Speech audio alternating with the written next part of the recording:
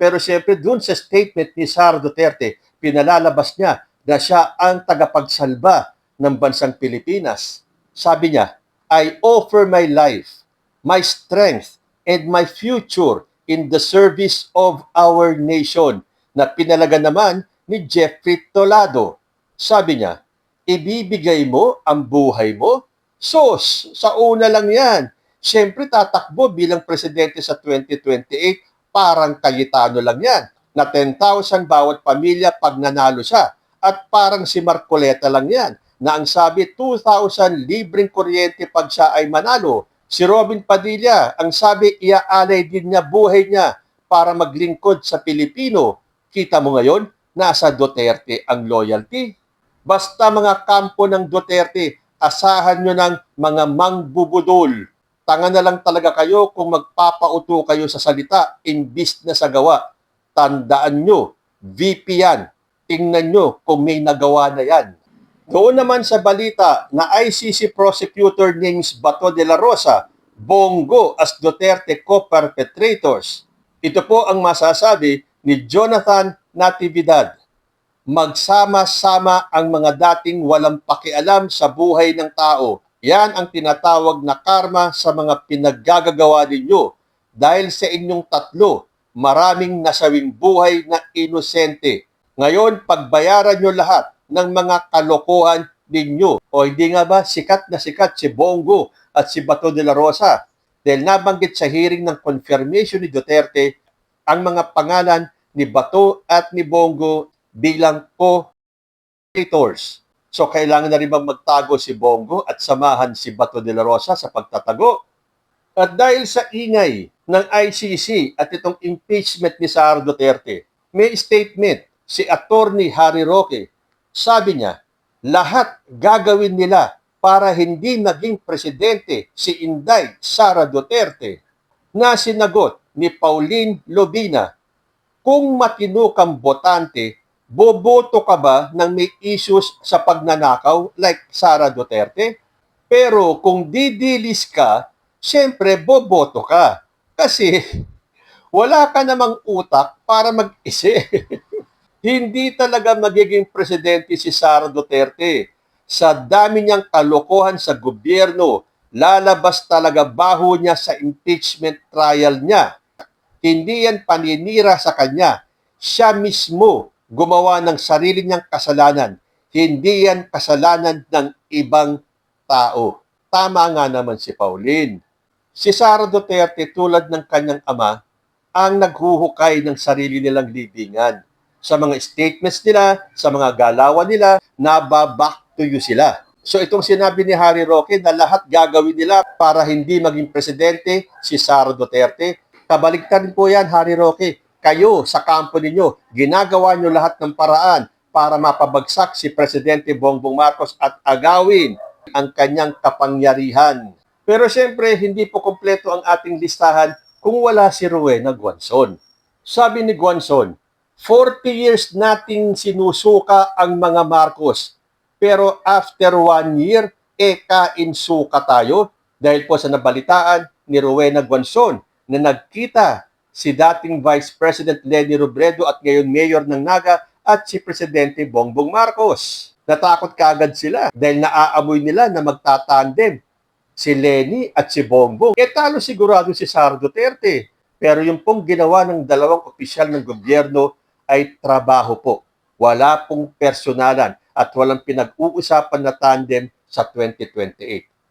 Sagot ni Jasper Ponce, sinusuka ang Marcos? Bakit nanalo bilang presidente? Kainsuka kami? Kayo naman, kain-tae na mga Duterte. Kahit na mabaho na at harapan na kayong niloloko at ninanakawan ng pamilyang Duterte, bulag pa din kayo. Rodrigo Duterte sa Farmally at Pogo, drugs. Si Pulong, 51 billion isang distrito lang. Si Sara Duterte, confidential funds na hindi maipaliwanag at korupsyon sa DepEd nung sekretary pa siya. Puro kababuyan na ang ginagawa ng pamilyang Duterte. Pero believe na believe pa din kayo. Ganyan kasarap ang tae nila. Uy! Sa pool si Rowena Guanzon. Kita niyo ang ating mga kabataan ngayon, ha? Direct to the point. Kasi itong mga DD na to, kasama dyan si Rowena Guanzon at yung mga Alipores, akala mo mga untouchable, akala mo sa sobrang talino, minamaliit ang isipan ng taong bayan. Pero sino ba ang mga kinakabahan na ngayon? Hindi ba ang kampo nila? Then mukhang makoconvict si Rodrigo Duterte sa ICC at matutuloy ang impeachment ni Sara Duterte. Kaya lahat ng klaseng pag-iingay ginagawa nila. At dahil sa takot, ito ang nasabi ni Harry Roque. Uy, take two ni Harry Roque, ha? Sabi niya, salot po ang Marcos na sinagot ni Jasmine Luistro. Salot ang Marcos kasi ngayong administrasyon ni Marcos, lumabas ang mga kalokohan nyo. Hahaha, ganun pala ang salot, no? Siguro, kung hindi pa si BBM ang presidente ngayon, dami mo sigurong mga nakuhang lupa, tatalunin mo pa ang mga bilyar. Kaya nga may kaso ka ngayon na land grabber at human trafficking dahil salot si BBM. Kaya po ganyan ang mga DDS dahil po sa ginagawa ni President Bongbong Marcos na sinisiwalat ang kalokohan sa ating gobyerno. Salot po talaga si President Bongbong Marcos sa mga DDS dahil naglabasan at nabuko ang kanilang mga kalokohan. So, tama po si Harry Roque. Salot po si Bongbong Marcos sa kanila. Balikan naman po natin si Attorney Rowena Guanzon. Ito mga abogado ng mga Duterte, sa sobrang talino, lumalabas ang kabobohan. Ito po yung tungkol sa mga ex-Marines. Sabi po ni Attorney Guanzon, nagsalita na ang mga ex-Marine. Baka sabihin na naman ni Lacson, wala pa rin link si Bongbong. Masyado namang halata yan. Patawag nyo agad sa Blue Ribbon hearing. O hindi nga ba, nagpasa ng resolution si Amy Marcos na paimbestigahan itong 18 na ex-Marines dahil daw sa pag-deliver ng mali-malitang pera at ang dami pang dinamay, ha? Pero doon pa lang sa sinabi nilang kasama si Laila de Lima, nakakulong pa si Laila de Lima nung time na yun at marami pa pong butas. Pero siyempre, yan ang style, lalo na ni Amy Marcos, para pagtakpan yung mga kaalyado niya. Bakit hindi niya paimbestigahan si Joel Villanueva, si Chis Escudero, si Jinggoy Estrada? Di ba? Kasi makakasira sa kanila. So dapat ang mga paimbestigahan lang ay yung sa kalaban nila. At ang kalaban nila ay ni Marcos, ang kapatid niyang si Bongbong Marcos. Sinagot naman sila ni Daisy Chavez. Ex-Marines na naman? Parang si Orly Gutesa lang yan, mga fake witness. Siyempre, marami silang binayaran. Mas mukhang totoo. Iisa lang script nila na nag-deliver sila ng maleta tapos edit sa AI app ng mga photos. Ayun, ebidensya na. Hindi na malilito yung ex-Marines na yan, hindi gaya ni Orly Gutesa, palpak. Kaya mas maganda kung madaming mabayaran na ex-Marines, mas kapani-paniwala. O wag pong magagalit itong mga ex-Marines, ha, dahil pinagmamalaki nila Mike Defensor. Mga Marines yan, hindi yan magsisinungaling, hindi madadaan yan sa pera. Pero hindi po ba nagsalita na ang militar at ang Philippine Navy na 4 sa kanila ay hindi totoong Marines and the rest of them was dishonorably discharged.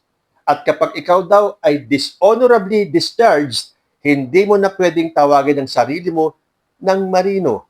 Totoo po ba yon? At ang panghuli, Rowena Guanzon na naman. Bayaan nyo, talaga po madaldal itong si Rowena Guanzon eh. Dahil nagtataka po si Guanzon dahil mas viral pa ang pagkakahuli kay Francis Leo Marcos kaysa dito sa paglabas ng mga ex-Marines na to. Sabi ni Guanzon, mas nakikita ko pa sa newsfeed ang pagka-aresto kay Francis Leo Marcos kaysa sa matinding pasabog ng 18 ex-Marines kanina. Anyari? Tanong ni Guanzon na sinagot ni Laika Telero. Sabi ni Laika, sino ba maniniwala sa ex-Marines kuno? Puro hindi nga makasagot ng maayos. Nakakalimutan na naman ang script kung saan sila nag-deliver. Mike Defensor, palpak na naman plano mo. Tapos naglabas pa ang Navy na hindi sila retired Marines, mga na-discharge sila. at hindi sila miyembro. Sino maniniwala dyan? Parehas lang sila ni Orly Gutesa. Kita mo, sunod na araw, magtatago na yan 18 ex-Marines kuno dahil sasampahan sila ni Trillanes ng kaso. Iyak palpak ang plano ni Mike Defensor. So, yan po yung mga pakaaabangan natin. Dahil magdidemanda nga daw itong si Sonny Trillanes at kakasuhan itong 18 ex-Marines na ito. Aabangan din natin sa March 2 hanggang March 4 kung makikitaan ng sufficiency in form and substance itong 4 na reklamo laban kay Sara Duterte at ano ang kahihinatnan ng hearing of charges ni ex-President Rodrigo Duterte.